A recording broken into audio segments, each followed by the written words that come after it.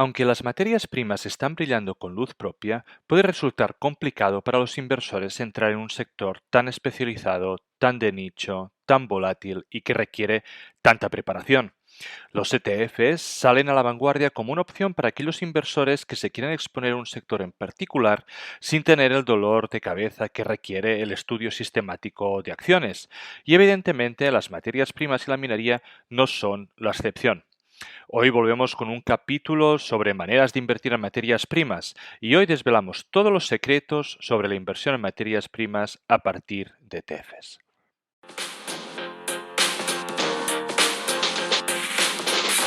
Bienvenidos amantes del subsuelo, esto es Charlando de Minas, el primer y único podcast en español dedicado a la inversión minera.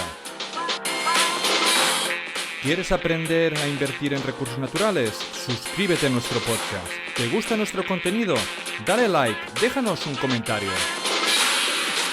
El programa de esta semana está a punto de empezar.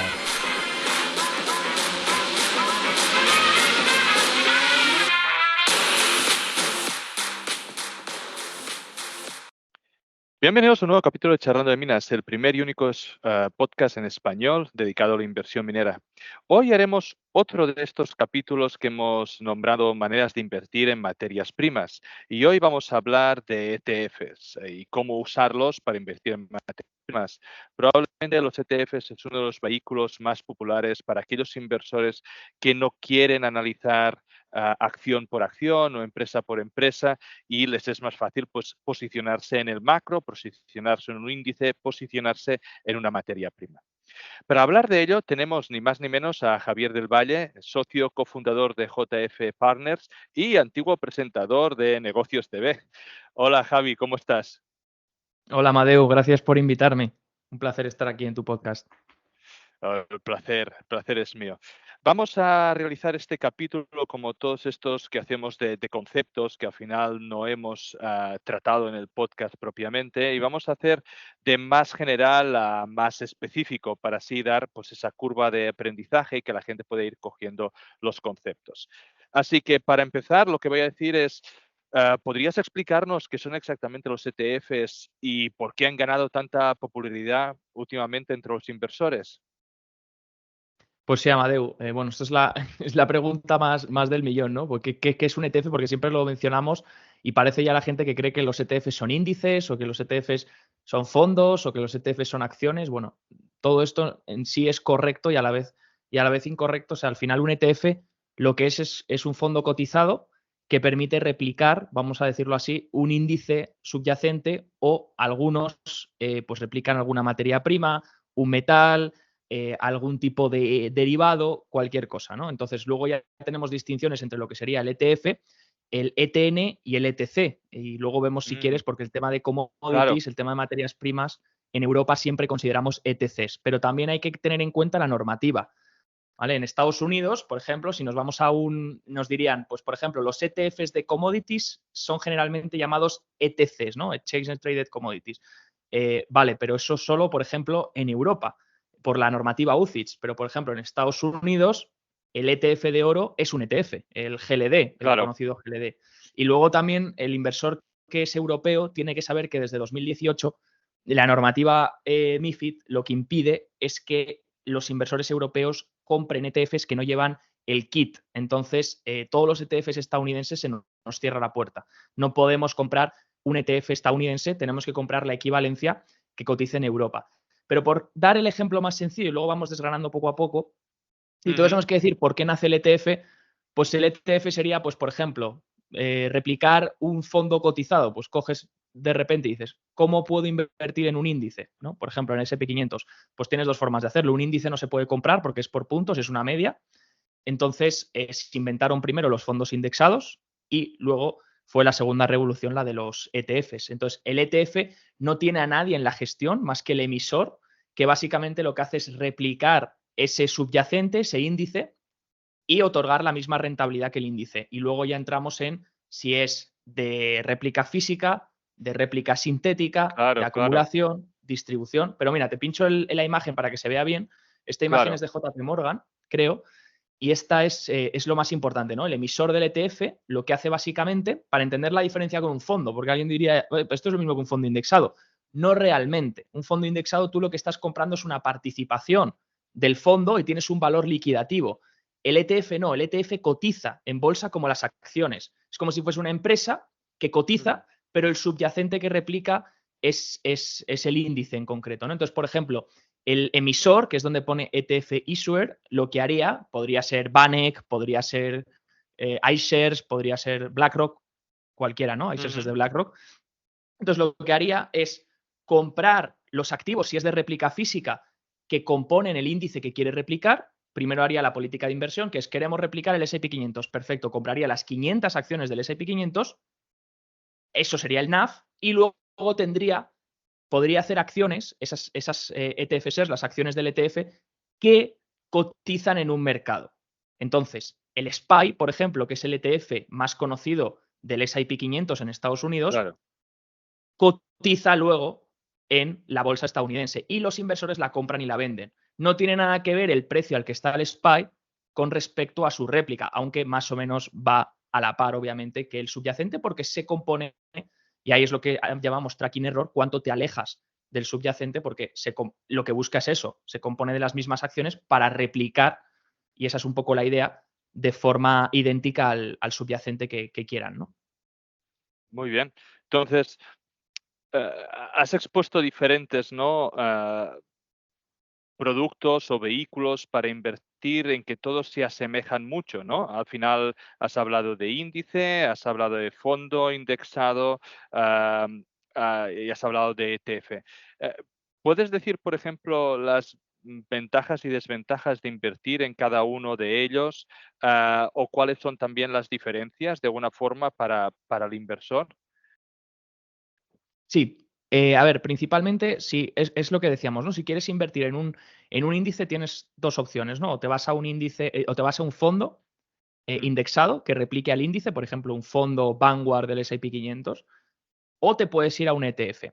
¿Qué diferencia habría entre seleccionar el fondo y el ETF, ¿no? Que es un poco la pregunta que has hecho, Amadeu. Pues si tú seleccionas el fondo, tienes de nuevo una participación y para deshacer esa participación tienes que deshacer el fondo. Entonces puede llegar a tardar más tiempo que Claro. simplemente deshacer una posición de un ETF. Yo quiero deshacer la posición del ETF S&P 500, voy al mercado, ojo, cuando esté abierto, aquí ya depende de si el broker te deja operar after hours o no, pero cuando esté abierto el mercado puedo vender esas acciones del ETF instantáneo, al segundo. Entonces, aquí ya es un poco cuando me meta la orden el broker y demás y la velocidad, pero es como una acción. Yo tengo Apple en cartera, quiero vender Apple porque mañana creo que va a caer el mercado, vendo instantáneamente. El fondo no podría hacer eso. Tendría que lanzar una orden de liquidación y me tendrían que liquidar, aunque va a tardar más o menos 24 o 48 horas como mucho. Pero ya vemos un poco la diferencia, ¿no? Lo mismo entrando. Si yo quiero iniciar posición en un fondo, tardo más que si lo quiero hacer en un ETF. Entonces, los ETFs, ¿por qué han ganado tanta popularidad? Porque a medida que también se hace más accesible el acceso a la inversión para el minorista le permite poder hacer más una especie de trading, vamos a llamarlo entre comillas, Claro. de estos ETFs, ¿no? Pues, por ejemplo, el oro rompe máximos históricos, pues abro posición larga en un ETF de oro, rápidamente como si fuese una acción. ¿Por qué abrir posición en una acción concreta que no tengo analizada? Tú bien decías antes que esto permite un poco recoger una cesta. ¿Para qué abrir posición concreta en un ETF que no lo tengo analizado? O puedo abrir, por ejemplo, el de mineras de oro, que ya está distribuido por pesos y sigue al índice de mineras de oro, senior, pues está rompiendo máximos. Pues puedo hacer un trade abriendo posición en máximos, ¿no? Entonces permite una gestión más activa y que te permite hacer cosas. Por ejemplo, luego hay ETFs, luego empiezan a hacer cosas, ¿no? Hay ETFs apalancados. Creo de repente que el Claro. rally que va a meter el índice es brutal. Me compro un ETF apalancado que se apalanca por mí, no me apalanco yo. Creo que creo que el mercado va a caer y quiero proteger mis posiciones. Puedo comprar un inverso al índice que replica de forma inversa. Entonces me Sí, estaría porque protegiendo. aquí corrígeme, Javier, pero y nosotros podemos, es complicado, ¿no? Desde Europa shortear, digamos, un índice, a no ser que sea con un ETF inverso, ¿verdad? Sí, bueno, podrías hacerlo con opciones, podrías hacerlo Sí. con futuros, puedes hacerlo con CFDs, aunque la verdad que no lo Es muy recomiendo. complicado. Pero un ETF inverso lo que hace es que tú no tienes una posición corta. Entonces no tienes riesgo de margin call. Es el ETF quien asume la posición inversa. El ETF te replica por -1. El movimiento, ojo, el movimiento diario, porque aquí la gente se equivoca y piensa que un ETF inverso lo que va a hacer es replicarme a la inversa, pues si yo cojo, por ejemplo, en 2000 o este año y quiero que me replique a la inversa todo el año que viene.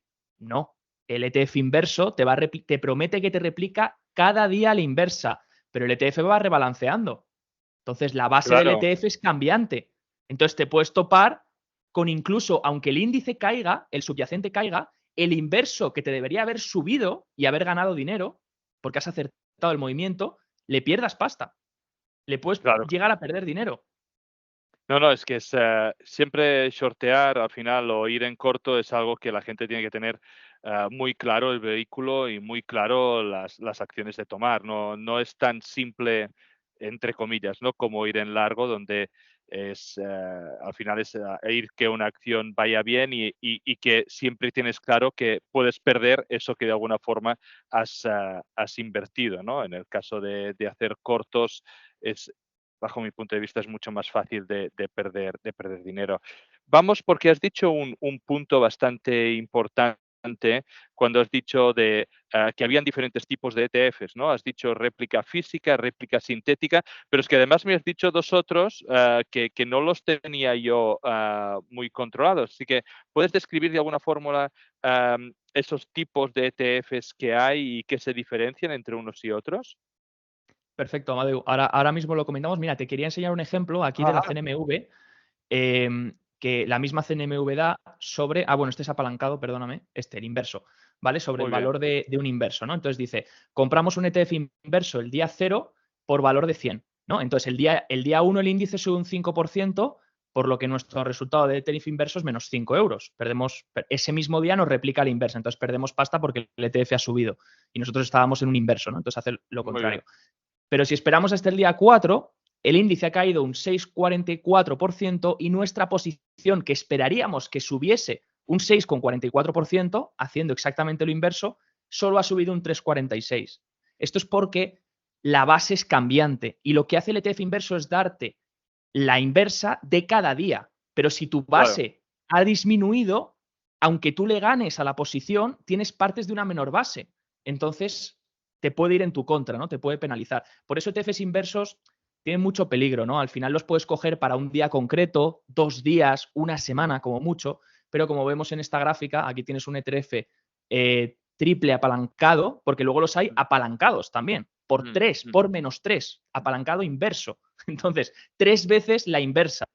Y fíjate que este triple apalancado inverso, pues sí, en algunos momentos te pega un pico cuando hay unas caídas del mercado, pero como lo tengas a largo plazo, la leche que te Sí, metes es que tienden a cero, ¿no? Es literalmente una exacto. Esto es una de tienden a las cero. cosas que yo, estando en algunos foros o en algunos grupos, ¿no? Y gente que usaba el triple apalancado, ¿vale? Para shortear el índice cuando había alguna cosa, que decía, id muy en cuidado porque estos triples apalancados son por ende destructivos. O sea, tienen que ser usados de forma muy adecuada para alguien que sepa, para alguien que sea pues un periodo muy corto de tiempo, porque por sí el índice de alguna forma se va perdiendo como ese valor, ¿no? Eso es, eso es. Tiende a cero, tiende a cero. Mm, Y luego tienes los apalancados largos. Podrías decir, mm, ya, pero yo me invierto en un apalancado, triple apalancado del Nasdaq, mm, porque el Nasdaq siempre sube, ¿no? Nos dicen, el S&P siempre sube. Voy a mm. comprar un triple apalancado y así tengo la posición por 3. No me apalanco yo, se apalanca el ETF en la rentabilidad. Cuando el índice suba un 1, el ETF me va a subir 3%. Entonces, el problema que tienes es que es lo mismo, el apalancado, puedes llegar, aquí hay un ejemplo de la CNMV, que lo dejo ahí por si alguien quiere hacer pantallazo y Muy verlo, bien. la CNMV lo mismo, te dice, ojo, cuidado, el apalancado por 2, puedes acertar, bueno, incluso no, aquí lo que hace es que el ejemplo muestra que te quedas plano, ¿vale? Que Sí, el índice te ha subido, pero luego ha bajado y te has quedado plano y el índice no se ha movido. Imagínate que se ha quedado en los 5.000 puntos y al final no ha hecho nada. Vale, pues tú has perdido dinero con el ETF apalancado, más comisiones que no están reflejadas aquí, que es está que se te claro. ha ido el ETF del índice a 94,6 cuando lo tenías en 100, cuando lo compraste. ¿Vale? Así que cuidado con eso, porque igualmente lo que nos prometen siempre apalancados inversos es replicar por el día. ya sea por 2, por 3 o inverso, por -1, por -2, por -3, pero durante el día concreto. Luego se rebalancea.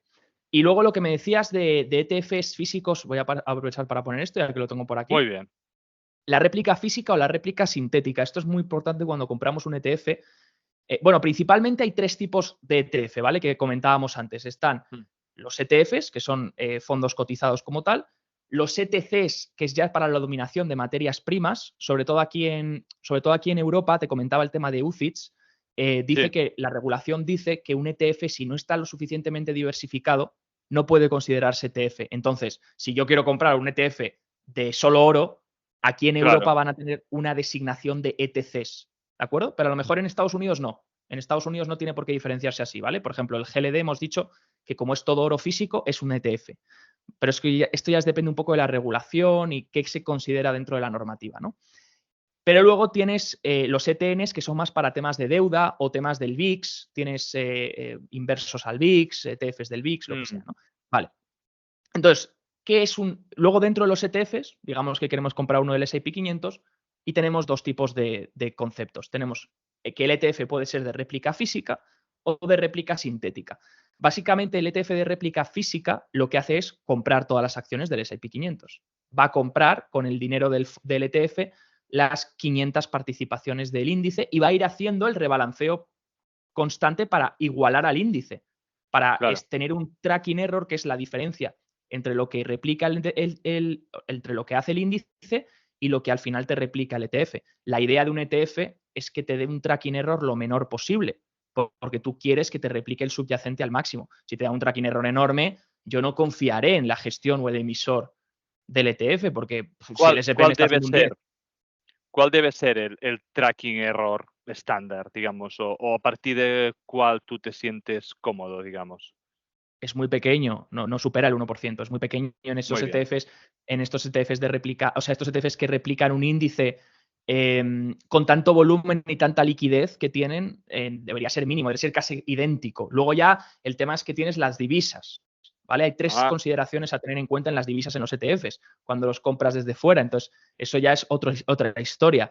Pero si tú comprases el ETF en la misma divisa que replica a un subyacente, en principio, hoy en día van súper ligados. El físico puede tener un poco más de tracking error que el sintético, porque el sintético, el de réplica sintética, es básicamente un acuerdo, es un swap con una entidad donde el ETF acuerda que se le pague la rentabilidad que haga el activo subyacente. En este caso, pues el SP500 se marca un 20%, pues la entidad le va a dar un 20% al emisor del ETF a cambio de un pago, obviamente, a cambio de pagarle una prima, ¿no? Entonces, ¿qué pasa con el subyacente? Que bueno, que aquí tienes riesgo más que el físico. El físico tú no tienes ningún riesgo de contraparte porque tienes las acciones dentro del ETF y tú tienes una participación de ese ETF. Pero el sintético, disculpa, tiene un riesgo de contraparte. Y es que la contraparte con la que acuerdas el swap no te pague, o quiebre, o pase lo que sea, ¿no? Entonces, bueno, tienes ese riesgo de contraparte que en principio es mínimo, pero algunos inversores, pues reconocidos, pues te dicen que evites los ETFs sintéticos, ¿no? Sí, sobre todo cuando estás buscando, ¿no? O estás invirtiendo en un ETF, por ejemplo, de materias primas. Yo, al menos, es algo que siempre recomiendo, ¿no? Si tú tienes un ETF que quieres básicamente el precio del oro, tienes uno que lo que tiene son oro en bóvedas, que lo están guardando ellos, y otro que lo que tiene es alguien que le pague por el movimiento, pues hombre, ¿qué quieres que te diga? Da mucha más seguridad siempre potencialmente tener ese oro allí en físico.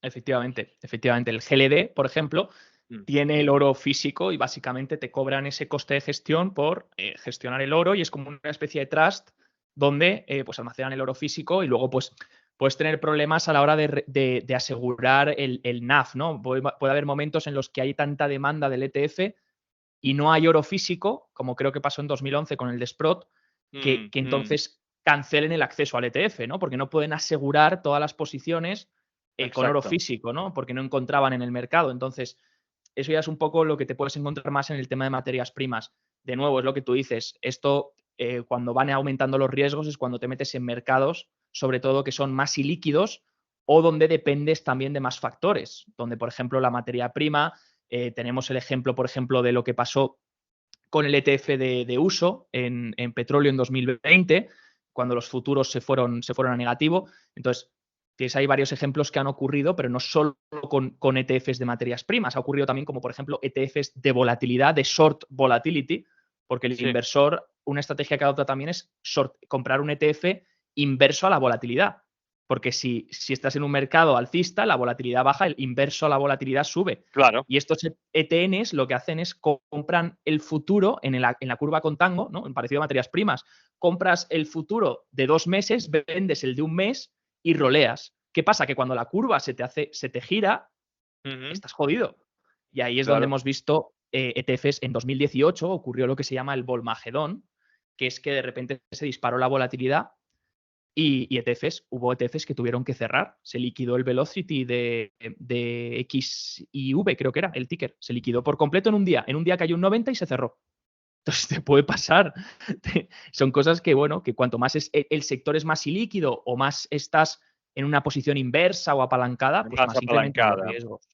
Está claro, está claro. O sea, una de las cosas que creo que aquí tiene que quedar clara a la gente es, y yo soy de la opinión, ¿no? Un ETF te da esa posibilidad de tener una posición en un sector, digamos, a ciertas cosas que son más complicadas, ¿no? Como has dicho, la volatilidad o un índice entero, pero eso no exime de ningún riesgo. Y igual que las materias primas pues pueden bajar de golpe, puede haber un tipo de acción, ¿no? Geopolítica que quiebre de alguna forma el índice. Hemos visto lunes negros, hemos visto cisnes que pueden aparecer. Entonces, todas esas cosas son, y por mucho de que sea pues un tipo de vehículo en el cual no tengas seguramente que hacer un tipo de análisis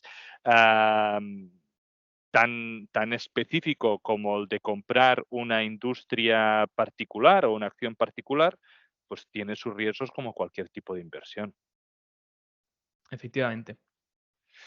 Perfecto. Vamos ya a intentar ir a hablar, ¿no? de inversión en materias primas a través de FSs. Hablando específicamente sobre materias primas, ¿cómo puede un inversor utilizar los ETFs para exponerse al sector? Bueno, pues aquí tendría o bien ETFs que son, bueno, vamos a decir ETFs de forma general, ¿vale? Sí, Sin hacer esa sin la diferenciación entre especificación, sí. ETCs, ETFs, ¿vale? Luego ya depende de la regulación que estés mirando y normalmente, por ejemplo, aquí en Europa, cualquier cosa que sea solo de una commodity va a ser un ETC, ¿vale? Incluso los de oro. Muy bien. Incluso el Sí, sí. Invesco Physical Gold que hay en Europa se considera ETC, mientras que en Estados Unidos no, el GLD se considera ETF, pese a que es solo oro y es oro físico, vaqueado por oro físico, ¿no? Entonces, bueno, ya un poco eso, pero vamos a llamarlo todo ETFs, que al final la forma de funcionar es más o menos la misma. Luego ya Sí. depende del activo que estén. A ver, tema de cómo invertir en materias primas, pues tienes o estos ETFs que repliquen la materia prima como tal, ¿vale? Que lo que suelen hacer algunos ETCs suelen ser contratos, suele ser como una especie de contrato de IOU, una deuda con el ETC, y está vaqueada, con el dinero de la deuda está vaqueado por un futuro o por la materia prima de estos ETCs, ¿no? Entonces, bueno, pues en principio lo que buscan es replicar el comportamiento de la materia prima. Entonces, tú podrías comprar, pues, por ejemplo, el ETF SLV para replicar el precio de la plata. O podrías buscar el ETF del GLD para replicar el precio del oro. Aquí hay consideraciones que a veces los ETFs, cuando miras la ficha, te dicen cuánto tiempo han estado por encima de NAV o en descuento de NAV, del Net Asset Value, ¿no? Entonces, como hemos dicho que un ETF cotiza en bolsa, depende también no solo de lo que replica, sino de la demanda y oferta de su propia acción. Claro. Entonces, a veces la gente dice, por ejemplo, la gente dice, ostras, pero si yo compro un ETF del S&P 500 en Europa y sé cómo se ha movido el S&P 500 el día anterior, ¿podría mover el ETF no sé qué antes de que abra? Obviamente eso ya está arbitrado, ¿vale? Y eso, el mercado es tan eficiente que ya lo arbitra.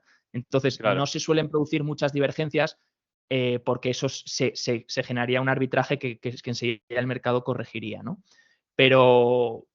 pero sí es importante considerar esto de NAV, ¿no?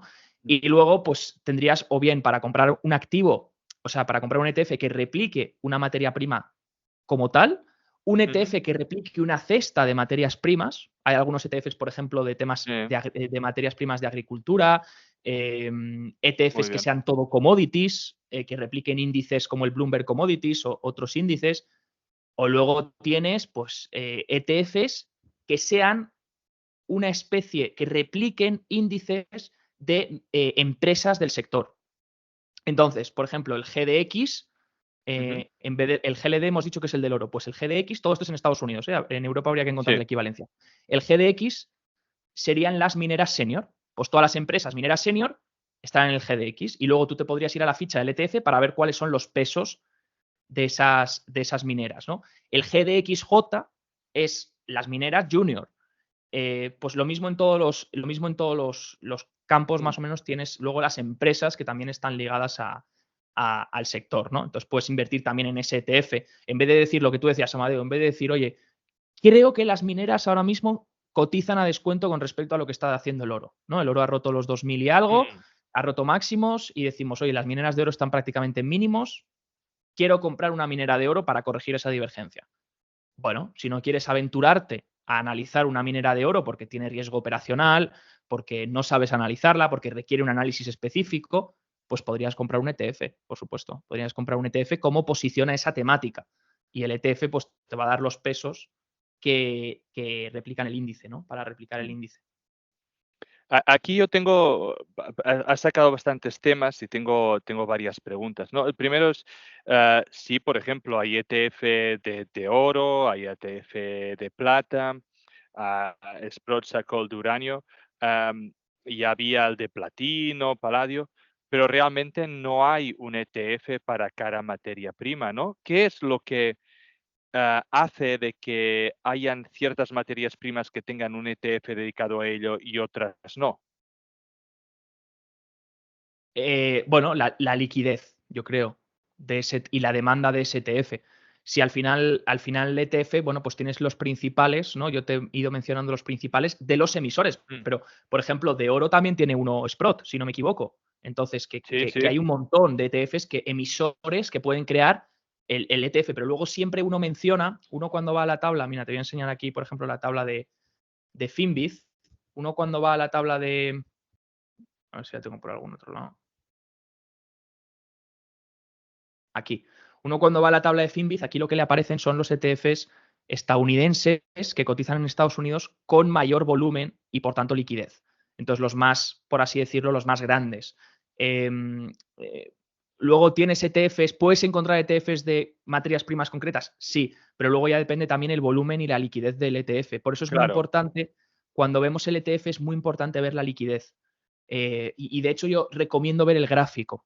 El gráfico lo podemos, o sea, como son como acciones, tienen gráfico también técnico.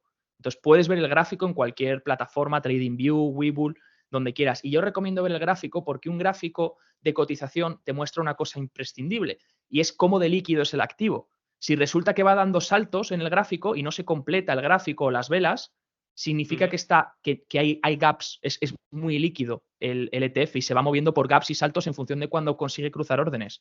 Tú necesitas una gráfica que dé liquidez. Por ejemplo, tú miras la del GLD y parece como si fuese Apple o cualquier acción, se ve toda la liquidez del ETF.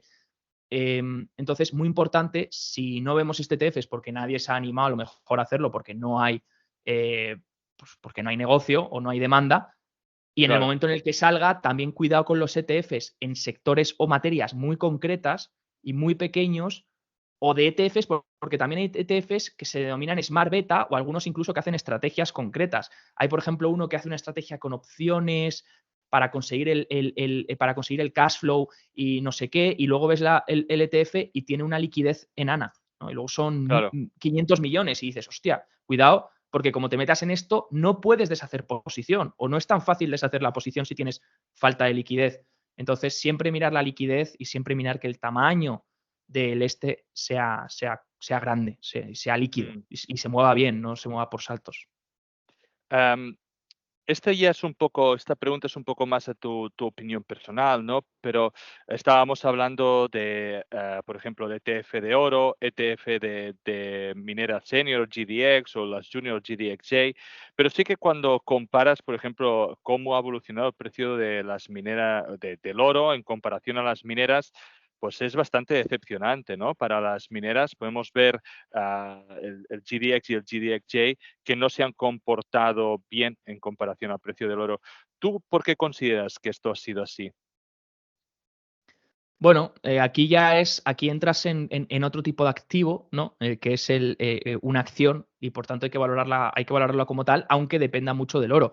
O sea, en principio, si el oro sube, las productoras deberían tener más dinero, más cash flow y por tanto poder premiar más a sus accionistas y que el Mm, valor de la acción fuese recompensado, ¿no? Sin embargo, decía hace poco Rick Rule una cosa importante y es que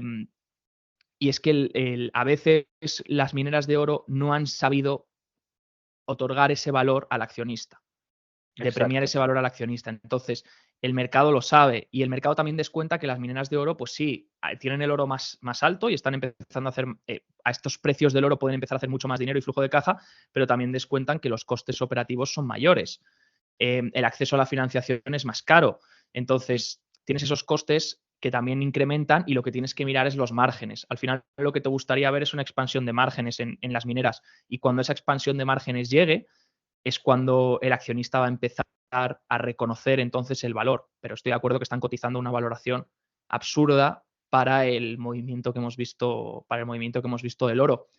Pero mm, bueno, estas son cosas que pasan en el mercado, ¿no? Son ineficiencias que tarde o temprano se corrigen, ya sea porque el oro ha subido mucho y no debería, o ya sea porque las mineras están muy baratas y deberían subir, ¿no? mm. Cuando todo el mundo deje de hablar de esto, empezarán a subir sorprendentemente y ya ¿Verdad? Y ya pagarán, se ¿no? dejará de Pero es lo hablar. que decimos siempre. Entrevistaste a Luis hace poco, ¿no? Y tenemos una Sí, tesis en diferentes mineras de oro. Pero es lo que dices, si puedes comprar el oro en suelo a $3 la onza en vez de a 2.000, pues oye, cada uno que elija, ¿no? Pero claro, requiere un trabajo de campo como el que haces tú, escuchar, ver y además analizar una minera no es lo mismo que analizar una empresa tecnológica. Analizar una no, minera es tienes que diferente. saber también todas las fases bueno, y todo lo que se está haciendo, ¿no? Y, bueno, el tema de la jurisdicción y demás es muy importante también. Una de las cosas que también a mí, de alguna forma, me han sorprendido, ¿no? Cuando he visto los ETFs, sobre todo de empresas mineras, son estos rebalanceos, ¿no? O reequilibrios, de que hay veces de que empresas mineras entran en el índice, otras que salen, ¿no? Realmente esto a veces son oportunidades, porque ves movimientos que se hacen al final del día de más 10 o menos 10% o cosas de esas así, simplemente por el hecho de que ha entrado o que ha salido de un índice. Am, pero lo que a veces veo es que, claro, miras las empresas y salen algunas que son muy buenas, ¿no? Y dices, ¿por qué ha salido esta empresa del índice? Y entran otras que dices, pero si el gráfico de esta empresa es horrible, ¿no? Y mucha gente entonces aprovecha para venderla porque ha hecho ese salto del 10%, hundiendo aún más la acción. Entonces, ¿qué opinas tú de estos reequilibrios? No sé si tienes alguna opinión al respecto, si sabes un poco cómo suceden estos reequilibrios de empresas que entran o que salen, sobre todo yendo a las materias primas, pero si tienes ejemplos de en otro campo, pues en otro campo para entenderlo, ¿no? Cómo funciona. Vale, hemos dicho que cada ETF replica un índice, ¿no? Subyacente. Mm, Entonces, aquí nos tendríamos que ir a la política del índice. Primero. muy O bien. sea, primero el ETF para entender qué es lo que está replicando el ETF y qué índice replica. Y nos lo van a decir, pues replicamos el índice de las mineras senior de oro, no sé qué. Vale, entonces nos vamos a la política del índice. Y en la política del índice, igual que podríamos ir a la política del S&P 500, cada índice tiene su propia política y su forma de calcularse. Entonces nos iríamos a la política del índice y podríamos ver cómo consideran cuándo las normativas para mantenerte dentro del índice cuándo consideran añadir y cuándo consideran expulsar. Por ejemplo, aquí me lo voy a inventar un poco porque no me lo sé a ciencia cierta, ¿vale? Pero Perfecto. en el índice, en el Nasdaq, por ejemplo, o en el NYSE, no puedes estar por debajo de $1 durante X tiempo porque si no te sacan del índice, ¿no? Entonces muchas Ujú. empresas esas penny stocks que están ya por debajo del dólar se guardan a veces noticias para subir el precio de la acción por encima del dólar para mantenerse en el índice, ¿no? Porque si te tiras más de X meses, y de nuevo, no sé exactamente la cifra, habría que consultarla en los datos, pero si te tiras X meses por debajo del dólar, te pueden deslistar de ese índice. Entonces, a las empresas no les interesa y por eso a veces hacen lo que se llama el reverse split, ¿no? Que es como un split en vez de Sí, sí. dividir, un split. Esto lo viví bastante hace unos años que hubo ese auge en el cannabis, que había un montón de penny Eso stock en los índices y muchas se guardaban cosas así, y hacían reverse split y hacían 1000 cosas como para aguantar allí como fuera en claro. el índice, ¿eh? Claro, porque no te gusta que si estás en un índice grande, que te saquen de Mm, ese índice es perder mucho volumen, es salirte de exacto. muchos ETFs. Claro, es que tú lo has dicho antes, si ahora veamos el caso contrario, añaden una acción a un ETF, ese Mm, ETF tiene que replicar esa posición del índice añadiendo esa posición también a su claro. ETF. Si, por ejemplo, vamos a añadir en el SP500 Pepito SL y va a representar un 0,20%, pues, por ejemplo, en el Equal Weight va a representar un 0,20% sí o sí, porque el Equal Weight le da el mismo peso a todas las acciones. Entonces, el Equal Weight tiene que comprar un 0,20% de esa posición para cumplir con su normativa de réplica, ¿no? Entonces, ahí sí que puedes encontrar, si sabes que un índice, una acción puede entrar en un índice concreto, hombre, podrías encontrarlo. Lo que pasa es que es muy difícil adelantarte a eso al mercado, ¿no? Claro, Ya sí, suele sí, sí, estar sí, sí, sí. descontado de anterior. Luego también cuando un ETF o una acción cotiza en un mercado y se va a listar en otro, a veces sí que puedes encontrar arbitrajes interesantes que pueden surgir, ¿no? Pero vamos, básicamente eso sería lo primero, mirar la política del índice que replica el ETF para ver cuándo se añade y cuándo se saca. Y luego el propio ETF te dice también la política de rebalanceo, que el rebalanceo es muy importante, porque Ujú, el ETF tiene que rebalancear también para cumplir con la normativa. Entonces, puede llegar un punto en el que si, imagínate, solo una acción sube o muy pocas acciones suben, puede empezar a tener mucho peso en esas acciones, porque al final vas ganando peso y vas perdiendo en el resto de componentes. Entonces, hacen lo que se denomina el rebalanceo. Y aquí ya depende del ETF y de la política del ETF, pero normalmente te lo especifican. Te especifican cómo lo hacen. Por ejemplo, suele ser a veces trimestral, suele ser una vez cada año, 2 veces al año, y se hace un rebalanceo. Lo que buscas es que las posiciones con máximo peso te vuelvas otra vez al máximo peso que puedes tener. Por ejemplo, el URA claro. creo que tiene un 20 y pico por ciento en Cameco. Mm, Y creo que máximo podría tener, habría que mirar la política del URA, pero creo que cuando la revisé, máximo puede tener un 24, 23, 23, algo. Entonces, sabes que cuando rebalanceen, lo que van a hacer es vender esa y comprar las otras, ¿no? Entonces es una claro. política. Pero lo van haciendo, ¿eh? Lo van haciendo de forma progresiva y al final, pues van rebalanceando las posiciones, obviamente es algo que hay que considerar. Yo es que invitaría siempre que vayas a invertir en un ETF, no solo inviertas por lo que pone en el nombre del ETF, o me han dicho que el GDX es de LD. Minera Senior. Métete y mira la ficha del ETF. Es tan fácil como poner las siglas del ETF y después Ujú, poner ETF. Pones GDX en Google, espacio ETF, y te va a salir la página de la propia gestora. Y dentro de la propia gestora te va a salir la ficha. Y dentro de la ficha vas a ver todo.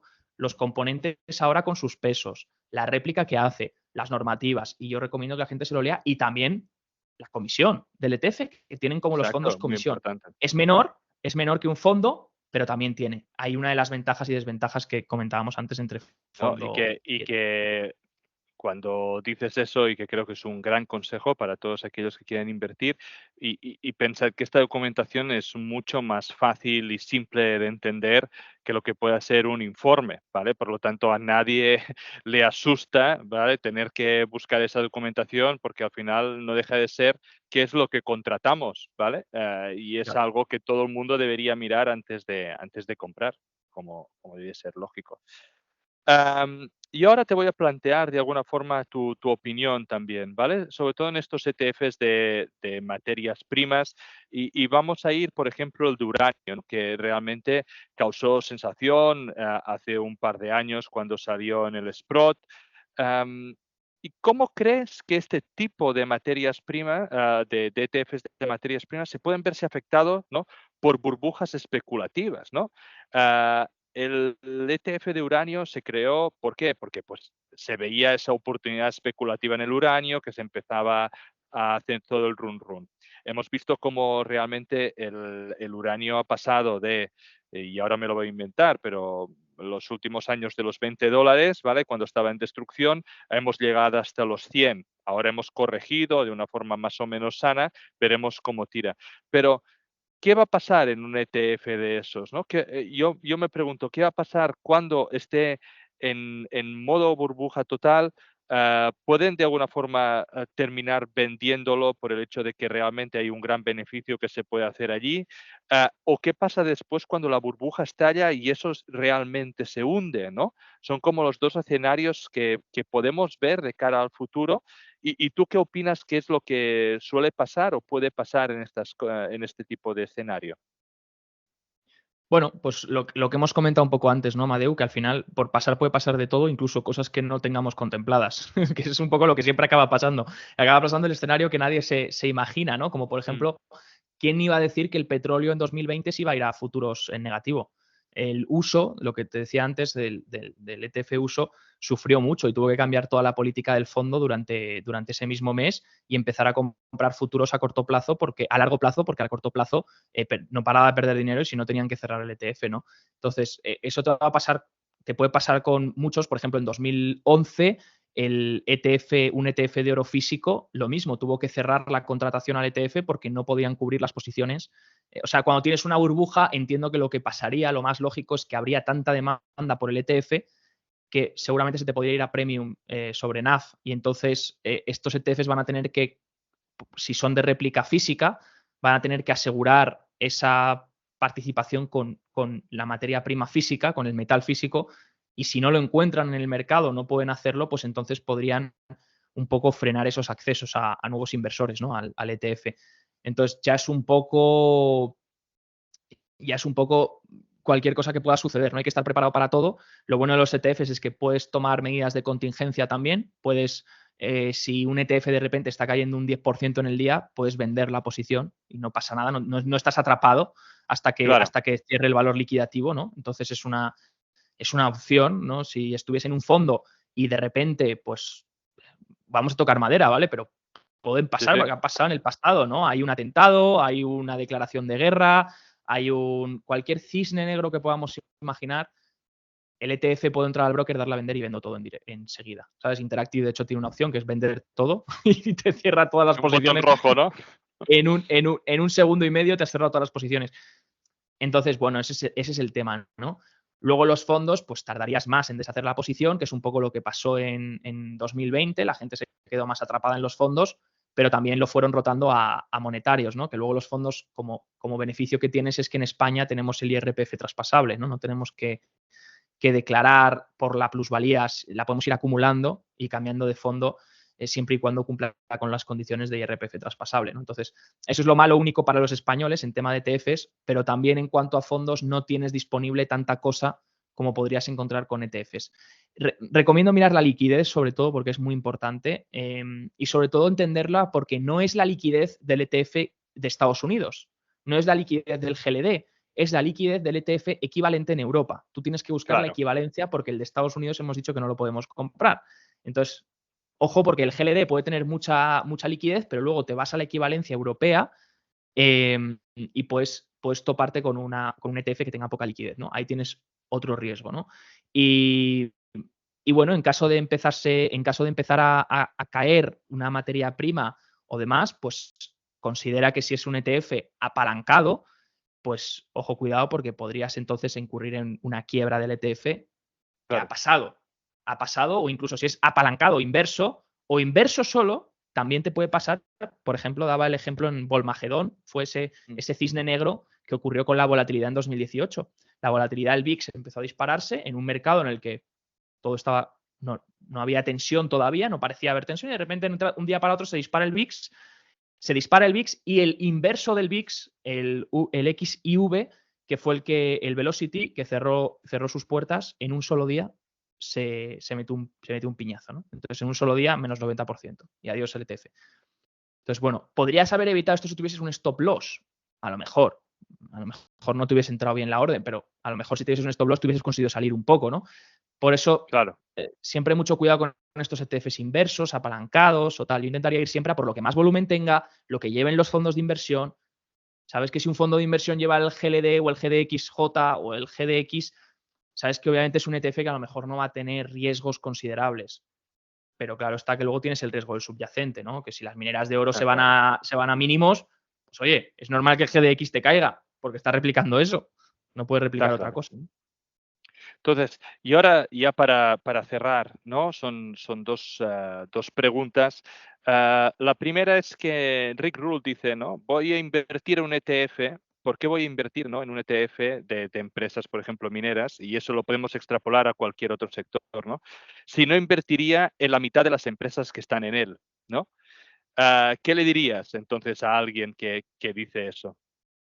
Que tiene toda la razón. Si no te gusta la mitad de las empresas que hay en el ETF, no inviertas en ese ETF, por supuesto. Vete, si no, a las empresas que te gustan y haz una cesta Pero tú de es empresas. complicado, ¿no? Porque tú puedes invertir en el SP500, ¿no? En el SPI, pero en cambio no te pueden gustar las 500 empresas del SP500.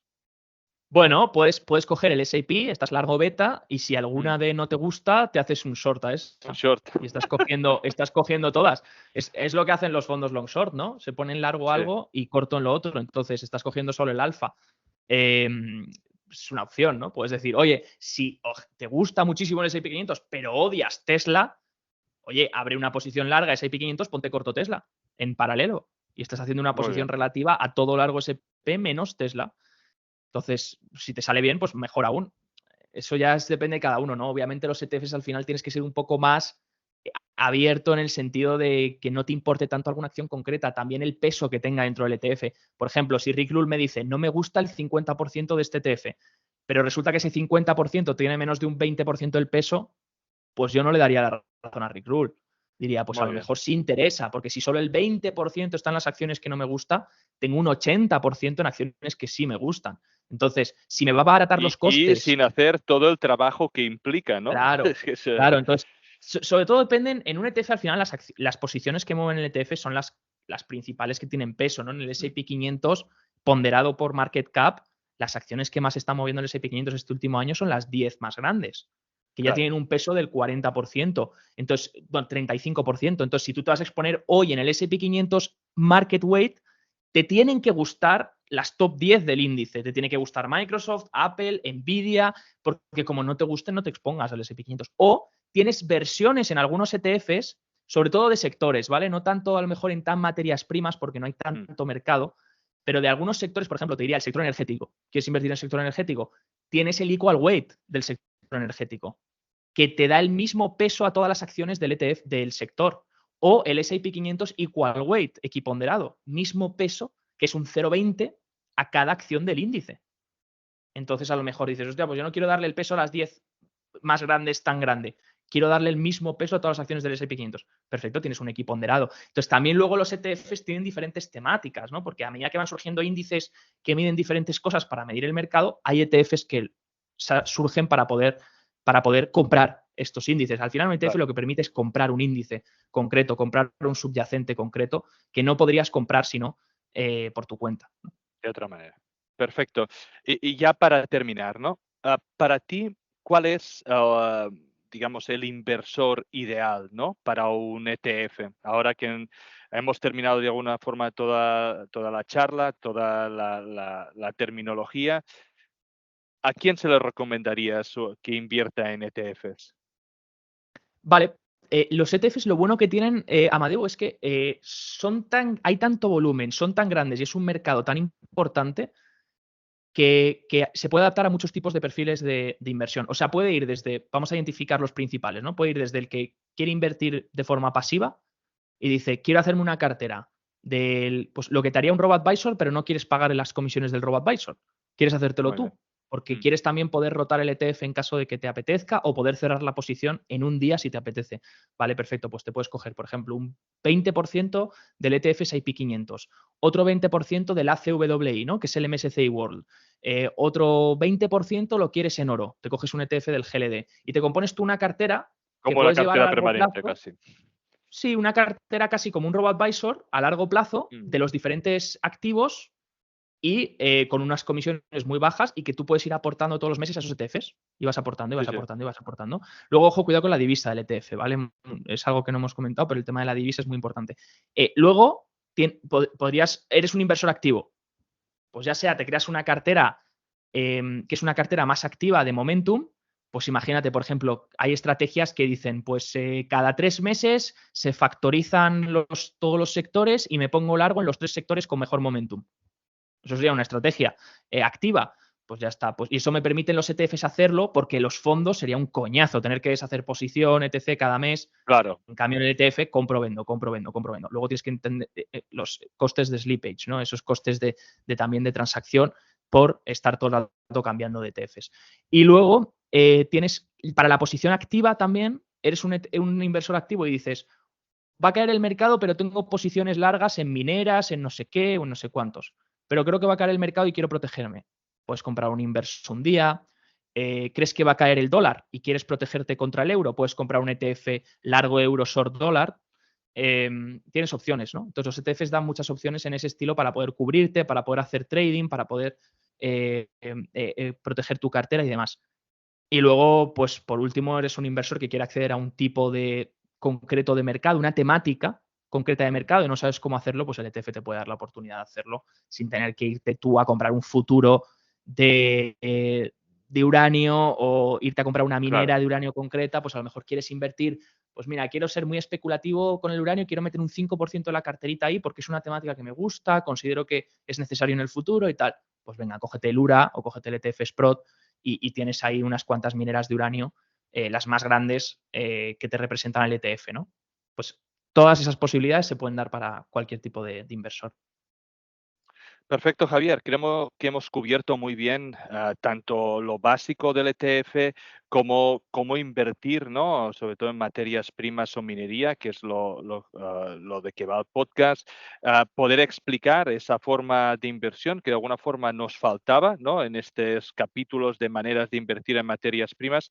Y me lo he pasado muy bien. Creo que hemos tocado cosas que evidentemente ya sabía y algunas que desconocía. Por lo tanto, ha sido un placer tenerte y poder aportar pues, ese conocimiento que tienes y esa forma tan fácil que haces de explicar esos conceptos. Así que te lo agradecemos mucho y espero que te lo hayas pasado bien. Sí, claro, me lo he pasado genial, Amadeo. Gracias a ti por invitarme. Y nada, cualquier duda que la gente me escriba o lo que quieran, y intentaré responder a lo que haya quedado ahí en el tintero. Perfecto, muchas gracias. Descargo de responsabilidad. Los contenidos que aparecen en Charlando de Minas no son recomendación de inversión. Amadeo Bonet y sus invitados no son asesores de inversión. Los autores pueden tener algún interés en las compañías que se mencionan en esta publicación. Igualmente pueden tener sesgos y no ser imparciales. La información en esta publicación y de todas otras de Charlando de Minas son impersonales por naturaleza y de carácter generalista y deben ser consideradas como un producto de entretenimiento. Recuerda que el riesgo mínimo de cualquier inversión mencionada en este vídeo es el 100% del capital. Antes de tomar ninguna decisión de inversión, es imprescindible que consultes a un asesor de inversores cualificado y con experiencia. Estas emisiones son un relato personal de mi aprendizaje en el mundo de los recursos naturales. En este podcast intentaremos traer empresas, comentar tesis de inversión y hablar con gente relevante en el sector. Si te gusta, dale like y suscríbete. Soy Amadeo Bonet y esto es Charlando de Minas.